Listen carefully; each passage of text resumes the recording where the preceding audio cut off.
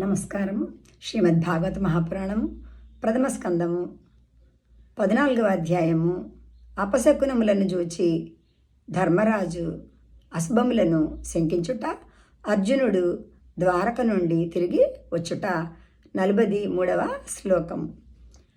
అపిస్విత్పర్యభుంక్తాస్త్వం సంభోజ్యాన్ వృద్ధబాలకాన్ జుగుప్సితం కర్మ కించిత్ కృతవాన్నయదక్షమం. ఆతిథ్యము ఇయ్యదగిన బాలకుని గాని వృద్ధుని గాని వదిలి నీవు ఒక్కడవే భుజింపలేదు గదా. చేయదగని నిందింపదగిన ఏదేని కర్మను గాని నీవు చేసి ఉండవని నా విశ్వాసము. 44వ శ్లోకము.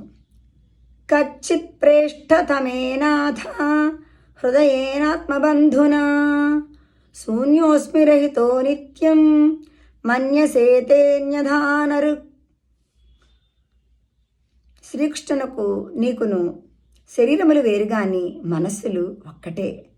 అతడు నీకు అత్యంత ప్రియతముడు. ఆయన లేనిదే నీవు లేవు. ఆయన నీకు దూరమైనచో నీ జీవితమును శూన్యముగా భావించదవు.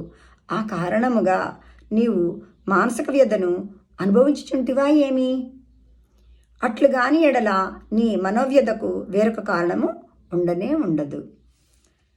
ఇది శ్రీమద్భాగవతే మహాపురాణే పారమహంస్యాం సంహితాయాం ప్రథమస్కంధే 14వ. ఇది శ్రీమద్భాగవత మహాపురాణమునందలి ప్రథమస్కందమునందు 14వ అధ్యాయము.